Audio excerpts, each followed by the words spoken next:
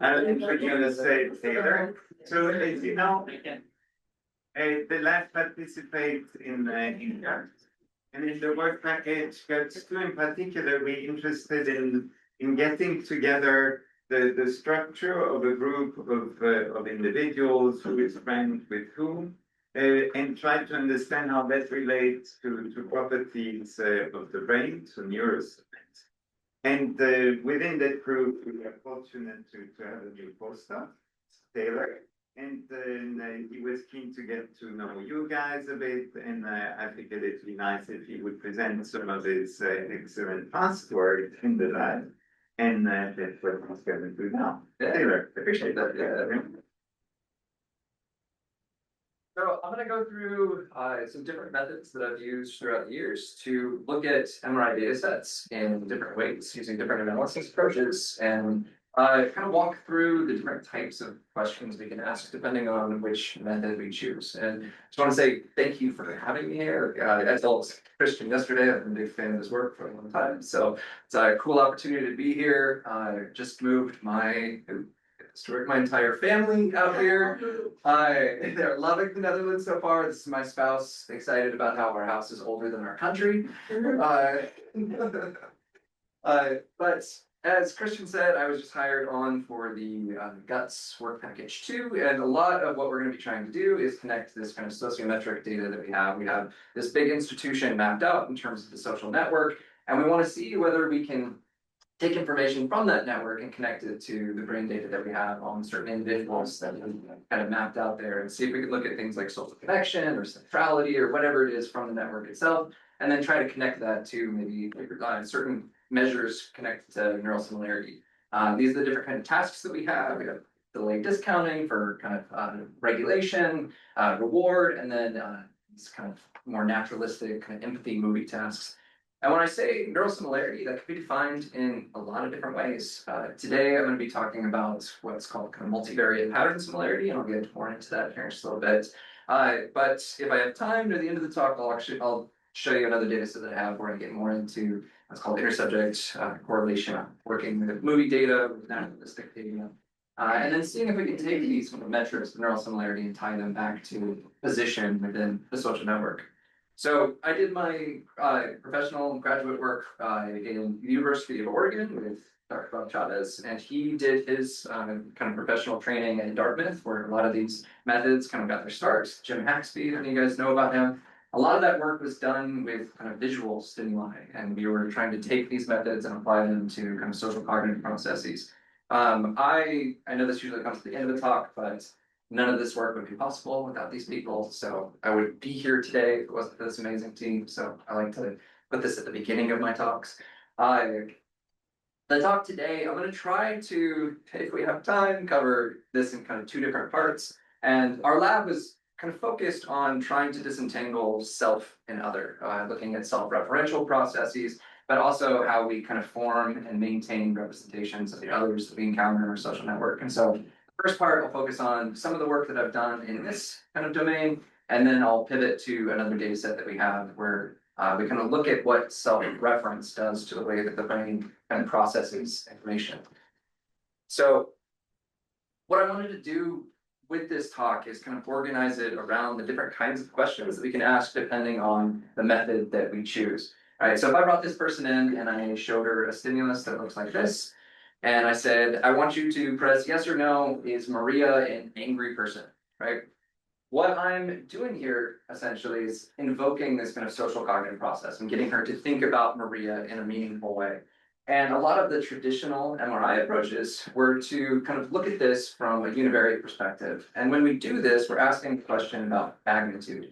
We're saying, okay, I've invoked this social cognitive process. What brain regions are more active when she's thinking about Maria than when she's maybe not doing anything at all or compared to another condition? But when we approach things from this univariate perspective, we're usually asking questions about which brain regions are responding kind of maximally to that stimulus. Right? Now, if I brought someone else in, showed her the exact same stimulus, I got her to think about Maria, but instead approached it from a multivariate perspective, what I'm doing here is I'm kind of breaking down this univariate activity into its constituent parts. I'm looking instead at what regions are the most active. I'm looking at whether the pattern of activity within that region is meaningful in some way? Is it telling us something about the stimulus itself? Right. So the way that this works is that I take the brain data that I have while she's thinking about Maria. I can isolate a particular brain region, or I can use other approaches that I'll show you in a bit. But essentially what we're going to do is extract the voxel values from that region and collapse them down into a one-dimensional vector. So essentially what you have here is every column is now a voxel location in 3D space. And we can now treat this as a multivariate pattern. And we can ask some interesting questions about it. We can say, is this pattern predictive in some way? Does it tell us something about the stimulus, about who she's thinking about? Can I predict that she's thinking about Maria on this given trial? And these approaches are usually referred to as kind of decoding methods. I have an analysis I'll show you where we kind of engage in this. But what we can also do is if I have two different people that are both kind of engaging in the same process, thinking about the same person, both thinking about Maria, I can kind of, after I've put these brains into the same space, I can line up these voxel locations and I can compare these two things. And I can say, are these patterns of information, these representational states, similar in some way across these two people, right?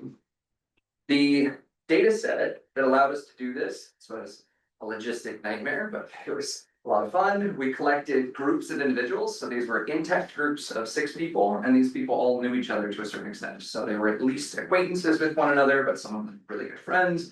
And we specifically tried to collect groups that had varying levels of social relationship. We had people that worked together at Starbucks, some fun recruitment. Thanks to my coffee, do you want your brain scan? But also people that studied together, people that were in these organizations like fraternities and sororities together that were tight in friendship. And in all, we ended up with 20 groups, and we had great retention. That was due to the awesome team that I worked with. We ended up with 114 subjects. And this approach allowed us to create what we call kind of a full round robin design. So the way this works is that we had all 6 of these people were all members of the study, and we brought them in one at a time. So we start with this person. We have her do a behavioral session where she answers questions about herself, but she also answers questions about perceptions of these other group members, how much she likes them, whether she's friends with them, answers questions about her personality.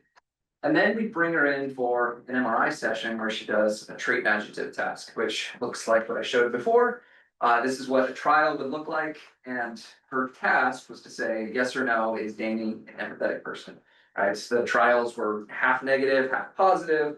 You'd see words like lazy or empathetic, motivated, whatever it is. But we didn't necessarily care about the trait word itself because you end up averaging across all of these trait words.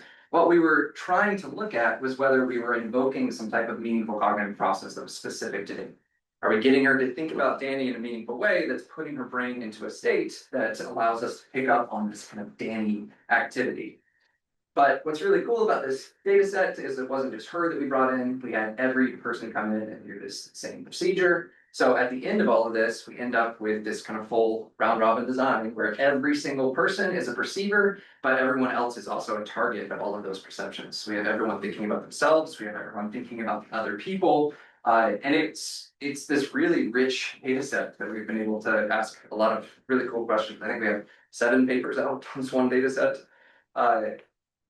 But the one I'm going to show you first is our attempt to do what's called identity decoding. So we have this person, we have brain data about her thinking about her 5 group members. We kind of model that activity, and we have these one-dimensional vectors now in a given brain region, and we say, if we just look at this pattern of activity, this is all that we have, can we then predict which one of her 5 friends she's thinking about, right?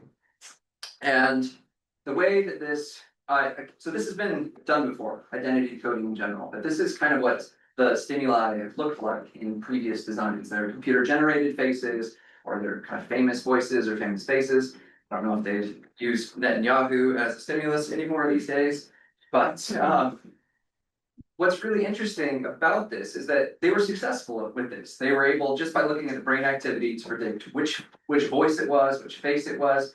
But what you'll see here on these previous results is that most of the decoding accuracy was in regions that are driven by sensory features, right? This is the visual stream right here, the fusiform face area, right? And so it's kind of unknown whether or not it was the person actually thinking about who this person was, or if it was just the actual features of the face or the kind of frequency of the voice that was driving the ability to kind of decode this. But when we think about people, we don't think about just what they look like, we think about who they are, we think about their traits, we think about our memories with them. And so for me, if I want to meaningfully decode whether someone is thinking about another person, I don't really care about these sensory regions. Where I want to successfully decode is in regions that we know from previous univariate studies, from magnitude studies, that we know to be involved in these types of social cognitive processes. And across tons of studies, what we see is that when we're engaged in that kind of thought, when we're thinking about who someone is and who they are to us, what their traits are, mentalizing, we see these regions, kind of known as the default mode network, pop up reliably over and over and over again. So that medial prefrontal cortex, posterior cingulate cortex, and the temporal parietal junction. So from an a priori kind of hypothesis approach, these are the regions that we would want to see kind of the decoding accuracy of. And particularly for the work that I do, just in person perception in general, the dorsal medial prefrontal cortex is a big target. This is what comes up all the time when we're engaged in trait inference, thinking, engaging in mentalizing, thinking about kind of in general. So when we started this is what we were hoping kind of would fall out of the approach. And we did this in a very data-driven way. So this is what the analysis actually looks like. So I have this data, we're thinking about these 5 people, and we did this in 5 different runs. And so we were able to kind of create an estimate of activity when she's thinking about each of these people for each of the runs. Run 1, 2, 3, 4, and 5, right? And we did this with a support vector machine, this classification approach. I'll walk through in a minute. But we also did it with what's called a searchlight procedure. So I mentioned that this was very data-driven. We didn't kind of decide ahead of time that we're just going to look at the DMPFC, we're just going to look at the TPJ and look for this. We wanted to look everywhere and hope that that's what fell out of the actual study. And the way this works is that you have a cube that you move throughout the brain. So every time you do the analysis, you have a cube that contains a certain set of voxels that it's kind of has a certain pattern associated to it. And then you move that cube and you do the whole process over again until you've kind of mapped the whole brain. And we did what's called a cross-validation leave one run out kind of approach. So we used this classifier and we trained it on the first 4 runs of data.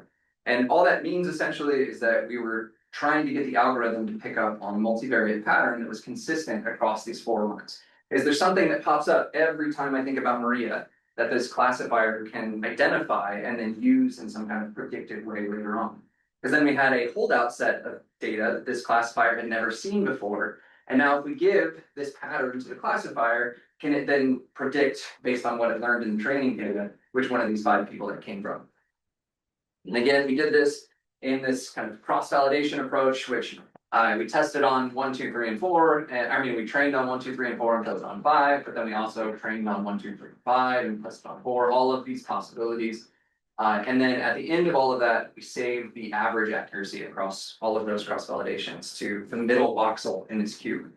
And once you do that, you then move it to the next voxel, and you do that 250,000 times until you've mapped every kind of middle voxel has been one of the voxels in the brain. And at the end of all of that, you end up with a heat map that kind of looks like this. This is not actual data, it's just an example of what you get out of this. And these are all accuracy values. And so after this, to kind of put this to a test of significance, we subtracted the chance value from every one of these values. Chance was 20% because there was 5 targets that it was choosing between. And then we did a t-test to see which ones were significantly above 0 at that point. And like I said, a priori, we really wanted to see this kind of pop out in these social brain regions. And this was just so cool to see the first time, because this is like a map of the default mode network that popped out here. PCC, MPFC, TPJ, right? Default mode network. And so, and especially DMPFC is where some of these highest accuracy values are. I want to highlight something, because if any of you are familiar with classification work in general, stuff that Haxby has done or others with visual stimuli, you'll see accuracy values up to like 95, 97%.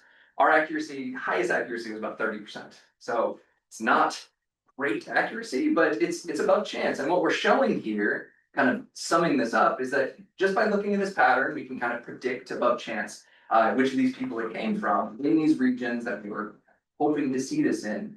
And it gives us this sense of hope that this isn't being driven by the sensory features of the stimuli, that we're kind of moving these methods beyond what they were traditionally used for and trying to capture something maybe that's more abstract and more internally generated.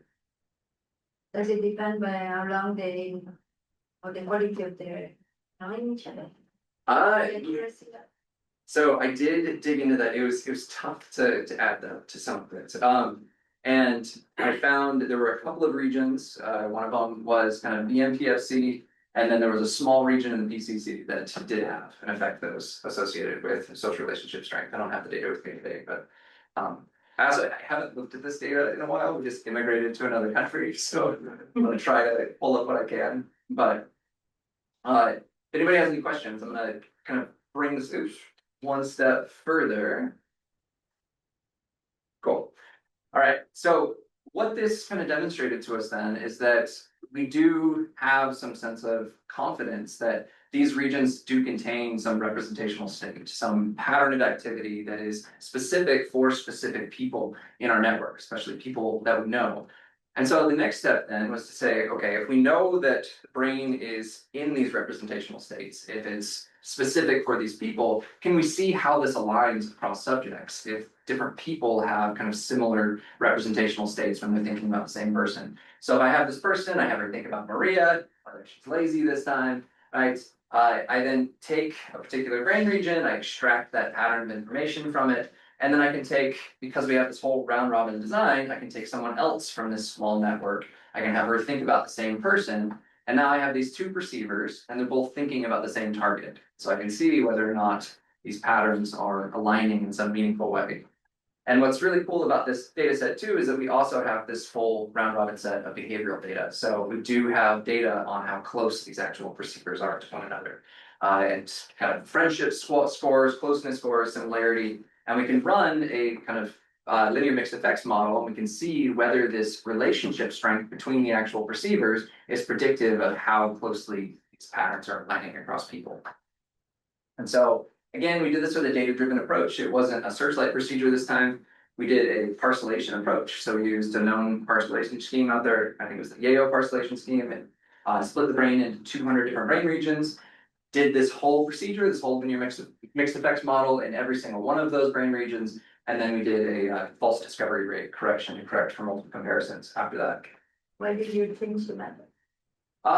It was this one actually came first, and the searchlight procedure was a lot more computationally intensive. It took a lot longer to put together. And this was my first publication actually.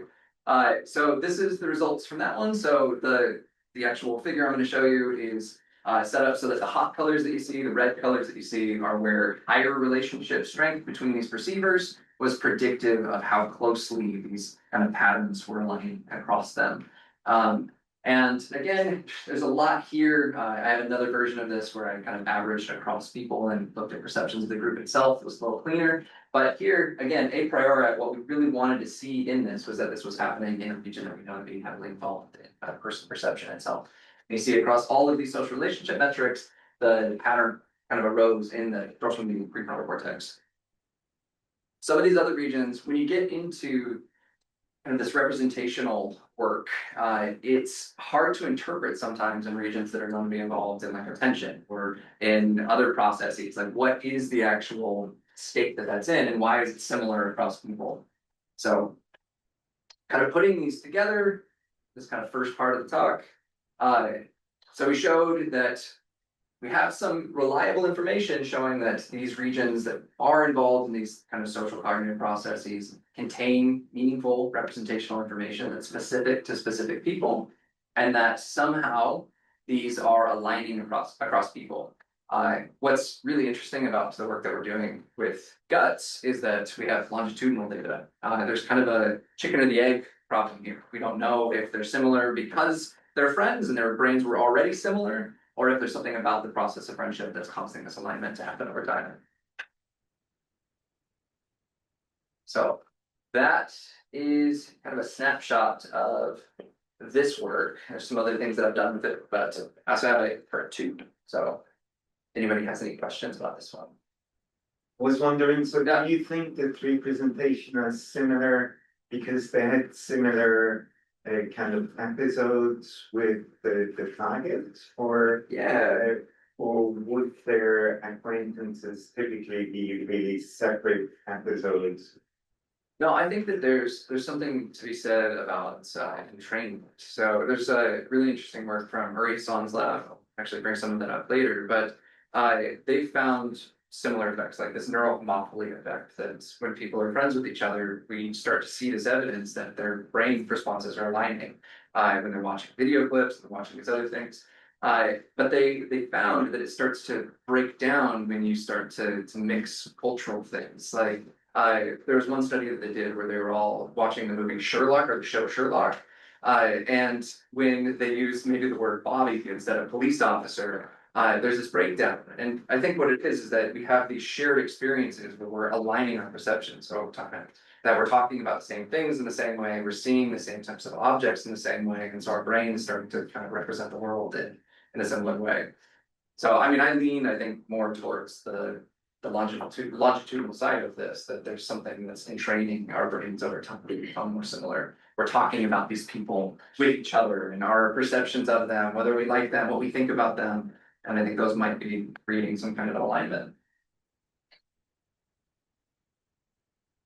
But I don't know, I found it, I mean, I don't have a particular question, that's what I'm hearing them. Yeah. Like we are like, because I don't know, Flora and I, we're a friend of Lily, right?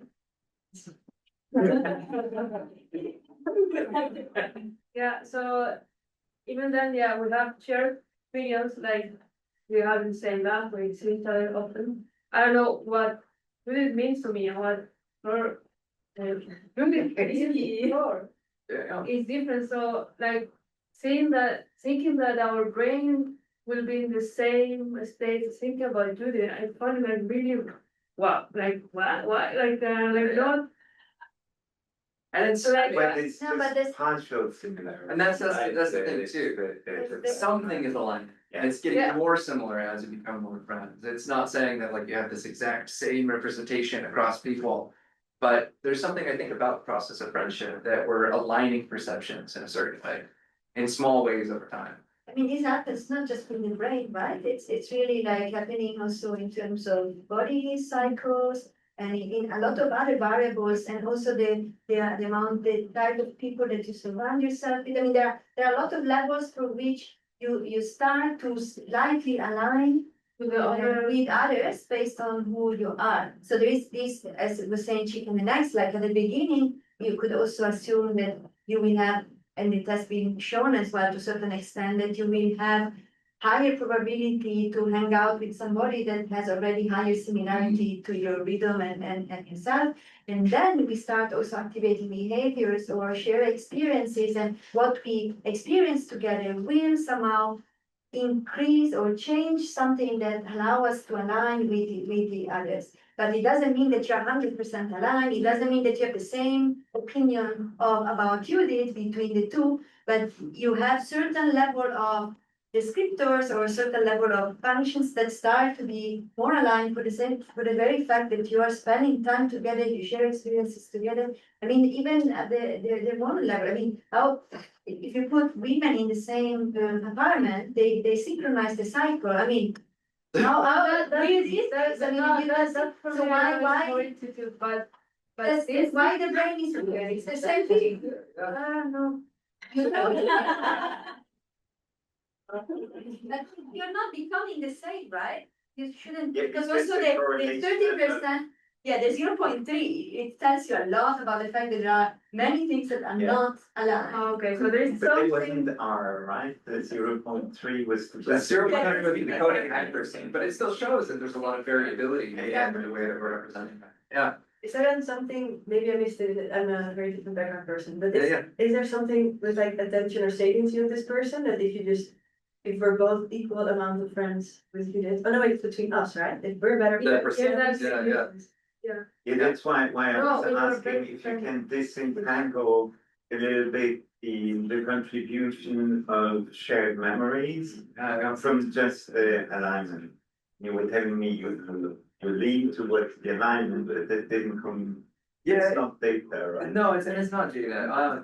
And I think it's a big question on what we're doing as well. So with the sociometric data, we're going to be doing what's called stochastic actor oriented modeling, which across like 5 waves, we're going to get a sense on these behavioral measures, whether it's self-regulation or anything, whether people are becoming friends who are already similar to them, or whether there's something about the process that aligns over time. And I think that what we're expecting is to see over time.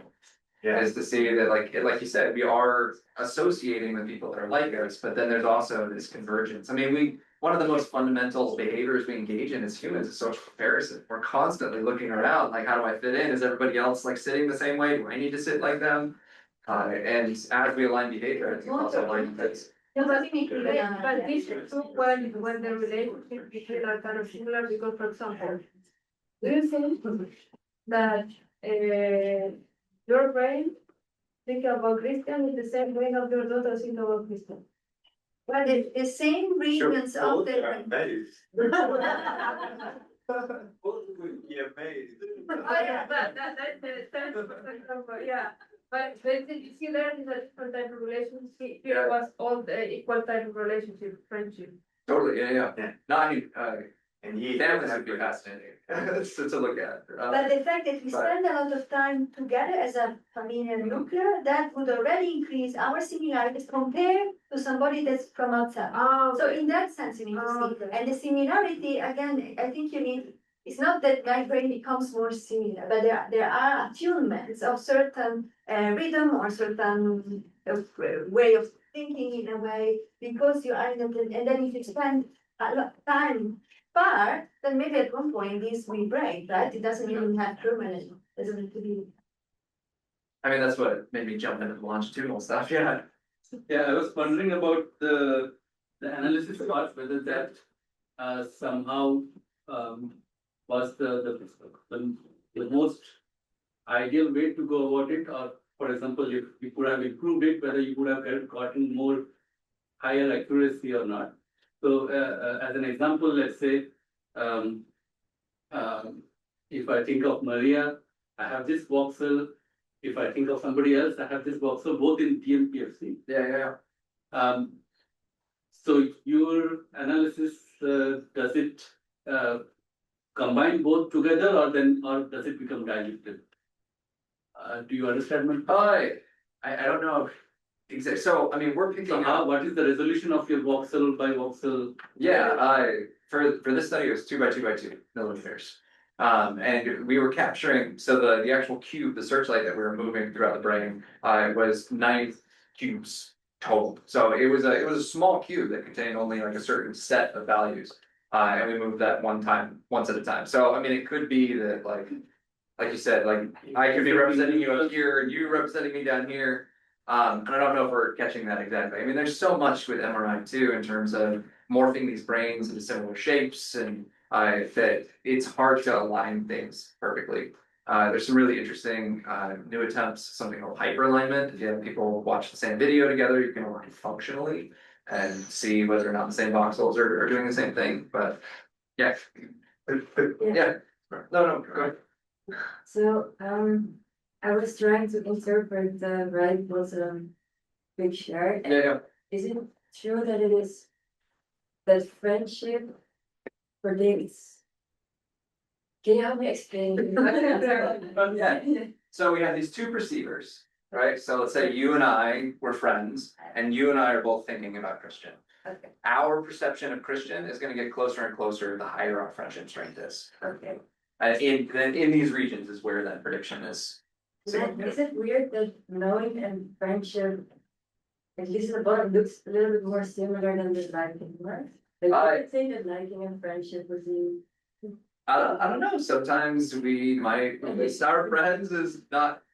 So friendship and knowing tend to just be really highly correlated with one another at a behavioral level. And the correlation is not as strong with liking. There are some people that would even rate their friends low on liking. So. Right. But I think that this was like what someone interviewed. So like maybe you won't like Hitler, but you think that he's wow, or like for That like if somebody's work and even if you don't know that. Yeah. Like it's comparing what means that person to you. It's always comparable. I was wondering, so the similarity here, you really ask whether the same box is activated or in similar ways. So Right? in It's this a one, vector. it was the pattern from the entire. Yeah, range. okay. Yes. But still, because the alternative is you could see the representational similarities to ask whether the geometry of the representation is more similar. Yeah. If and we've actually probably tried that. We have done that, and I actually did that at the trial level, which I think one group produced a terabyte of output, which was fun to work with, but we had competing models in each brain region, seeing whether it was identity, valence, or the word that was driving similarity between trials. I think the word condition ended up being significant everywhere, and I think it was because of a run effect, that the words were all contained in each run. So we ran into some issues with how we were kind of going about that, but we did see that like these regions like the DMPFC, the similarity was driven more by identity than by the valence of the word. But what Does that happens make sense? more is kind of, if you look at the cross correlation matrix, you transform it in a distance matrix. Yes. Now you could compare that one between observers. So there you're no longer looking at whether you have a one-to-one correlation between the pattern, but whether which pattern is similar to each other. It's similar between individuals, which allows in those more prefrontal regions the fact that we may have a similar representation, but vested into different voxels. Yeah, no, that's interesting, and I haven't done it across individuals like that, or type it's a relationship strength. It's an interesting approach, and I have to do that with the current dude. Yeah. Interesting, but then behavioral babies that you have that thoughts on that individuals. Yeah. So is that also correlated with them? Say for example, you have obviously how they if the very different there. Now it's not lazy, you should look at some pattern of this So sort of behavior and. we didn't look at like the word level in terms of that, but we did look with this procedure, we did look at endorsements. We did look at whether they said yes or no to whether that word described that person. And it was interesting because the decoding worked for both yes and no. So it wasn't driven by just the traits that I thought described you. It was driven by the fact that I was just getting you to think about that person. But no, we don't have anything specific about the actual. Yeah. Maybe a question related to that. Yeah. So it doesn't matter what traits they are rated, but you're asking to do this decision task. Yes. So do you see it's also this variations related to not thinking about specific which person is just related to their doing a judgmental task? Yeah. Could be, yeah. I don't know exactly how to disentangle that in a way.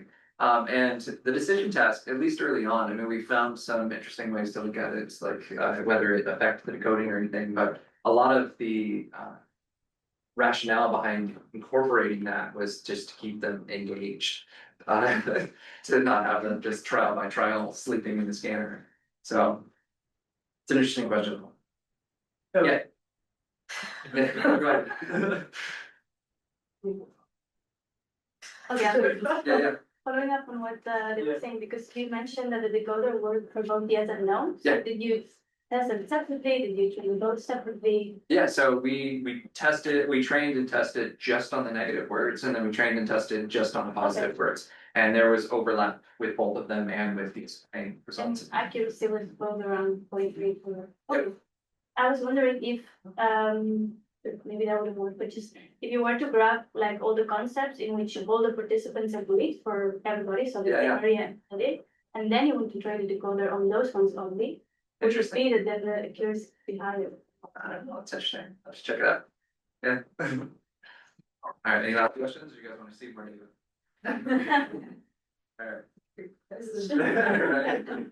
All right. So This next part of the talk is, this is work that I have not published yet. This was a project that I did near the end of my dissertation, but a lot of it was driven by interest that I have just in self-reference in general. What self-reference is doing to the way that we kind of attend to and process information. If something is important to me, that's salient to me, am I engaging a different set of cognitive regions, or is there a different processing stream in general?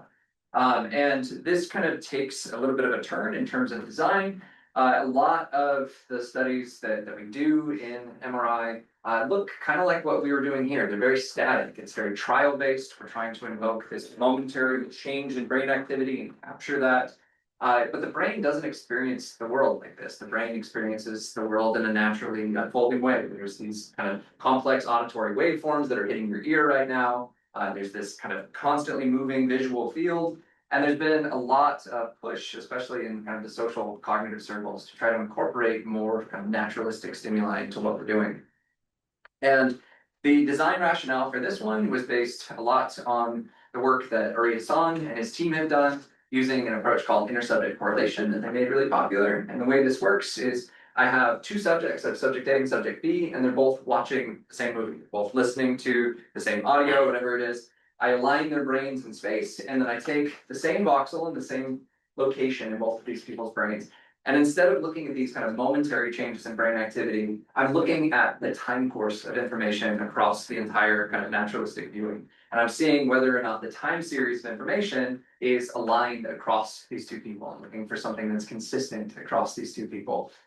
And kind of tying this back into this original kind of idea, what kind of different questions can we ask with these different approaches? So the first way to do this is univariate, and it's these questions about magnitude, which brain regions are kind of most responsive when engaged in a certain cognitive process. The multivariate side is whether that pattern is telling me something about the stimulus. But now if I take the stimulus that they're looking at, and instead of having this kind of static trial by trial thing, instead I have this kind of narrative, this naturally unfolding dynamic stimuli, there I can do this kind of intersubject correlation. I can align these time series across people, but the question becomes very different. The interpretation becomes very different because now it's about coherence. It's that this brain region in these two people is doing the same thing when they're engaged in the same kind of task. And so you can't really say anything from intersubject correlation about magnitude because ISC, this intersubject correlation approach, is completely blind to magnitude, right? If I have this time series across these two people with these high magnitude, these high peaks, and then I have this same kind of time series down here with much lower magnitude, both of these are going to produce a high intersubject correlation between these two people. So all it's telling us is that this region is doing the same thing in the two people, not that it's really active or not active. And so this study that I'm going to show you, I use intersubject correlation approaches, but I also kind of complement them with some kind of univariate magnitude approaches to see if we can look at the data set in different ways.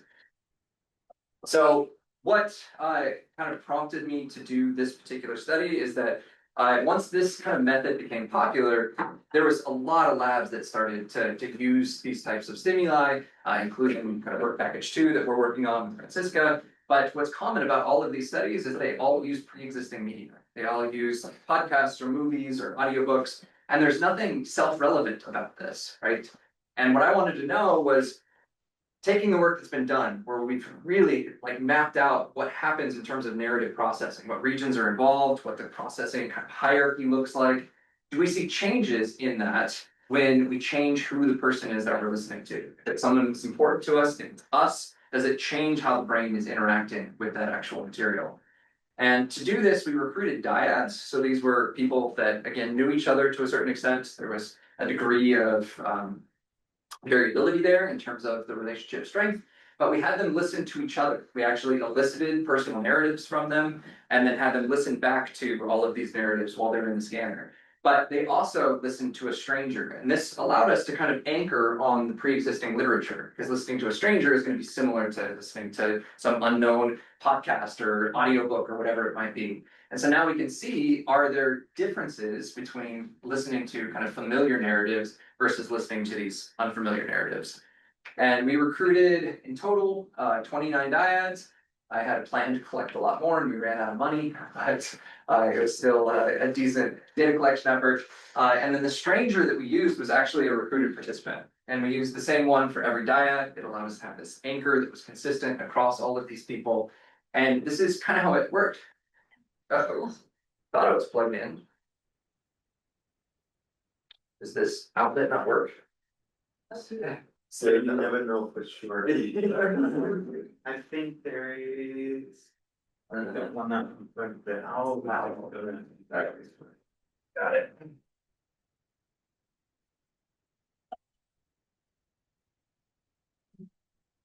There we go. All right. So so what we did is we brought him in first for an interview session, and we had these 5 interview prompts. I'm not going to get super deep in the kind of rationale here. These come from pre-existing narrative psychology work, but we asked them to talk about kind of positive and negative past experiences, about potential positive and negative futures, and then kind of their personality ideology. And they came prepared. They knew what they were going to be talking about. And we aimed for this kind of free-flowing kind of stream of consciousness approach. Just talk about this topic for 5 minutes.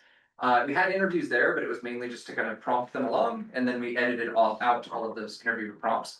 And then in the scanner, we had them listen back to all of these things. They listened to themselves, they listened to their partner, and they listened to the stranger. And the trials kind of looked like this. So the runs. So each run was a particular interview topic.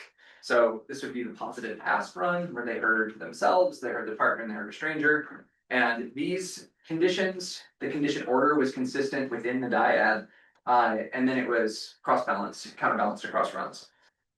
So they didn't always hear self first, or always hear partner first, and then it was also counterbalanced across dyads. The dyads heard them in different orders as well. But the first approach that we took was to see whether or not we're seeing something different compared to pre-existing literature when we approach this from an intersubject correlation approach. So again, the way this kind of works is that we have these 2 people that are both listening to the same thing, and we extract voxel by voxel, the time series of each of them, and then we do a correlation across those. And this correlation that we were doing, we actually split the run into the 5 separate audio files. And so we were doing an intersubject correlation when they were both listening to the same self ones. This was this person talking about themselves, this person listening to them, and then listening to the partner one and listening to the stranger one. Oops. There we go. And so this now allowed us to have this kind of familiar and unfamiliar approach. And then we wanted to see, are there differences between them? And so again, we used this kind of linear mixed effects model approach. And we said, where are there significant differences with familiar versus these unfamiliar intersubject correlation values across the brain? And this is what I found. So these hot colors here are where you see that if I'm listening to a partner or listening to myself, the intersubject correlations and the familiar narratives are stronger than the unfamiliar narratives. And then the cool colors are where we would see that listening to a stranger is higher intersubject correlation, more coherence than when I'm listening to my partner or listening to myself. Did you do it on the soundtrack too? What do you mean? How similar are the soundtrack? So they're all Some listening. the property of the. Yeah. So they're all the same volume. Is that kind of what? Yeah, but the content is a bit. I guess I don't think you managed to control fully, right? No, Yeah. So then Yeah. it means that content wise is also a little bit different. So it could be interesting to do like even an intersubject correlation just on the audio track. Yeah, interesting. Or, Okay. because it's Yeah. capture, of course, you can go to the meaning and the meaningful words, but that's gonna be exploding. But at least maybe with some rough kind of overview of taking the audio signal and just correlating. Yeah. See what it. Without the conditions across. Are you saying across the entire? Well, you have 3, you have at least the familiar, the 2 familiar and unfamiliar, so that you can take instead of the brain, just take the audio. Oh, yeah. I get you. Okay. Because I think if between self and familiar, that you have counterbalance because they actually hear the same thing. But the unfamiliar is always different from the familiar, right? Yeah. In physical properties. So you could do That's interesting. basically soundtrack similarity and request it out of the Yeah, no, I get what you're saying. That's interesting. I've never thought about that. And novelty, they listen to them again and again, or? So the novelty is a confound here because they told their own stories, but all of the other ones are read. So me listening to my partner or listening to the stranger, those are stories that I've never heard before. We do have exit interviews that we're asking questions about whether they'd heard their partner's story before, or if they were a part of that story. We have a ton of just really rich data about, I mean, this is a very first pass at all of this. But we have transcripts for all of these, we have emotional records about all of this. And now I'm doing a postdoc, so hopefully I can find time to publish this, right? Yeah. But what's interesting here, right, is that we show that there's higher coherence across people in primary auditory cortex, right? I mean, this is the part of the brain that's just processing the frequency of sound. Yet for some reason, there's more of a kind of coherence across people when we're listening to familiar stuff versus unfamiliar stuff. We also see in kind of these high order integration regions, part of the default mode network, higher coherence across people. And this is what I think is really interesting to me, is these regions like insula, the posterior superior temporal gyrus, and other regions tend to fall in what we kind of consider the ventral attention or salience network. And so we're seeing in these regions that are responsible for this bottom-up attention kind of signaling of like, hey, this is important, pay attention, that there's more coherence across people in these networks, right? And so I wanted to see, okay, if we have this coherence in these kind of bottom-up signaling areas, is that producing a difference in magnitude? Is that causing the actual brain activity to be different in these two people's brains? Because again, this is not telling us anything about magnitude. This is just saying that regions are doing the same thing across people. And so I approached this too from this univariate approach, where I treated each of these individual audio files as a block. So this is kind of a block design approach where you're essentially averaging the brain activity across the entire audio file. And the reasoning behind this is that block designs allow you to see sustained kind of differences, right? And so it should, if there's something different about the way my brain is processing a self narrative versus a stranger narrative, then I might be kind of engaging a different network of regions continuously across that entire 5 minutes. And this is kind of what this block design would allow us to see. I've done a lot of these contrasts, and I have like pictures I can show you, but to kind of tie it to the IMC data, I kind of organized it like this, where I have kind of these familiar narratives. So I said, where is the magnitude different for familiar than for kind of unfamiliar or stranger? And this is what I found. So these are where we have higher magnitude for familiar stories versus stranger stories. And this is, I think, one of my favorite findings here, because this just intuitively shouldn't happen. We're hearing the exact same audio, the exact same frequency of sounds, yet for some reason, the part of our brain that's just processing the frequency of sound has a higher magnitude. It makes super sense, right? It's tied to, I mean, we see that in attention paradigms. Yeah, you see it, if I show you this same visual stimulus full paths to your brain, but then I tell you to attend to just the left while still staring at the middle, you have heightened activity all the way down to primary sensory cortices, right? But then we see it all the way across the processing string. So it's not just primary auditory, but the activity that spreads from there across these kind of language processing areas into these kind of higher order integrative areas and default mode network, and even the hippocampus. I mean, these are people that we know, that we have history with, memories with. And when you look at where we have higher activity for stranger versus familiar, we have areas like the amygdala, the subgenual ACC, and the kind of orbital frontal cortex. According to kind of the network literature, these would be considered part of the limbic network. I'm not a huge fan of the name of that, but what I did, I just kind of for fun, and it made a cool graph.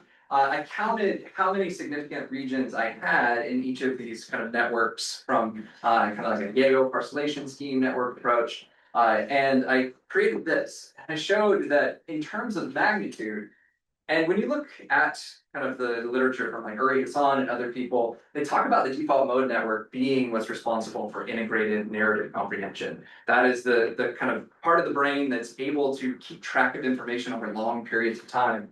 And we see that if I'm listening to something that's familiar to me, that part of my brain is way more active than when I'm listening to something that's unfamiliar to me.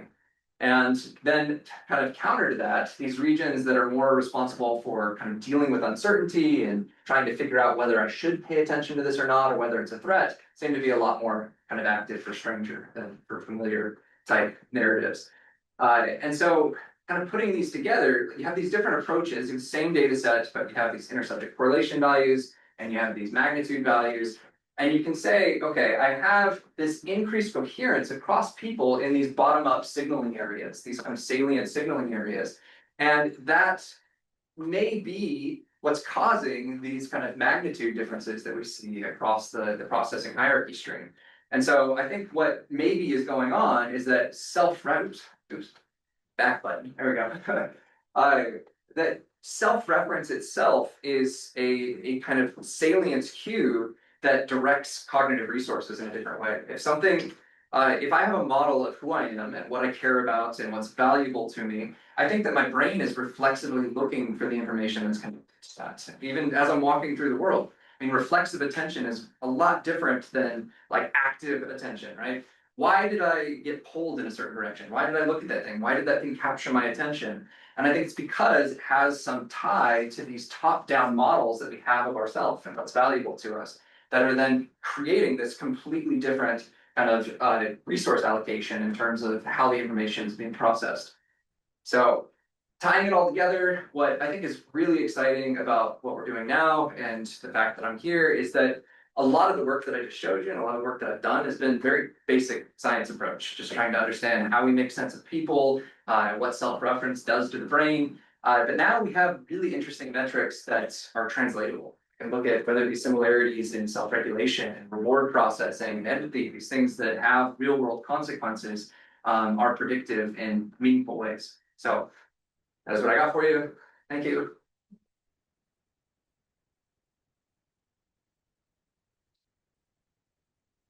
What needs to be fun for work package 2 is that you ask the dyads to have a dialogue together, like to speak about the topic where they have to make something, and they also need to write the summary of the dialogue.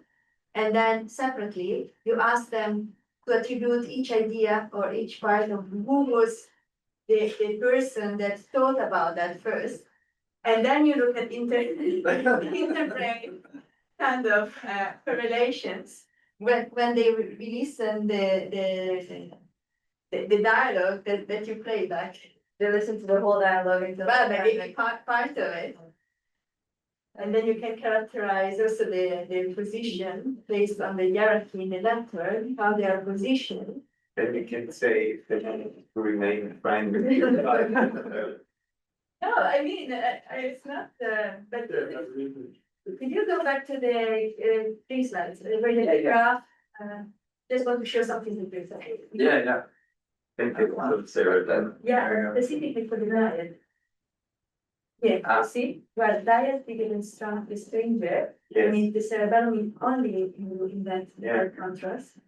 And that's quite interesting, especially if you think of in terms of coordinating this idea that we coordinate our movement, our thoughts, or things Yeah. to each other. Because one of the questions I have currently is because we see the cerebellum in the social Yeah, a lot. a lot, and we keep wondering in a way, is it just because it's part of the motor computation that are necessary because every type of social interactions go, or even emotional response goes through a motor output. There is no way out. Yeah, I show my emotion. So is it just because it's part of this network and it's crucial for these motor components that is there? So it's not so much. It's important, but not so Yeah. interesting in terms of cognitive computation.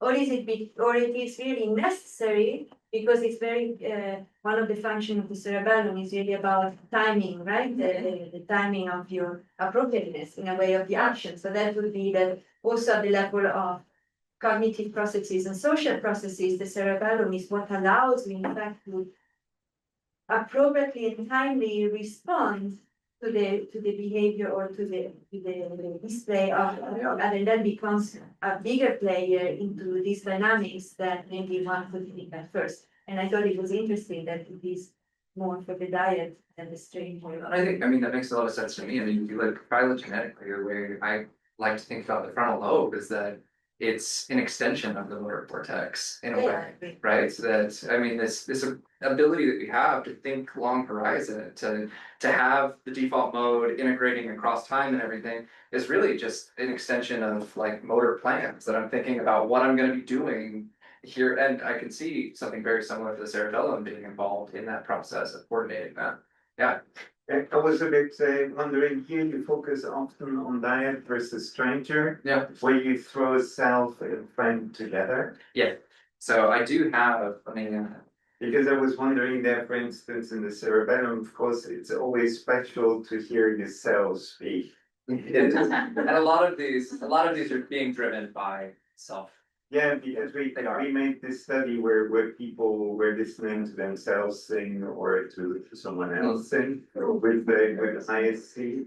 And we find a lot of differences in the same brain regions in the self versus other. So I was just wondering how much is really remaining in the partner versus stranger. So it's really tricky with the ISC because the way that we design the study, you can't isolate self.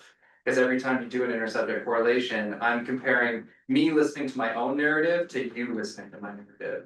And so there's no way with intersubject correlation that I can get specific to self. But I mean, from a univariate perspective, these were the different contrasts in terms of Well, you can have people hear themselves twice. if they hear themselves twice. That's what we did. Oh, interesting. Because then you get kind of the within subject correlation for this. Was it the exact same as taking those twice? Yes, Okay. yeah. Yeah, and that's the issue too, is that every time they hear themselves, it's different audio.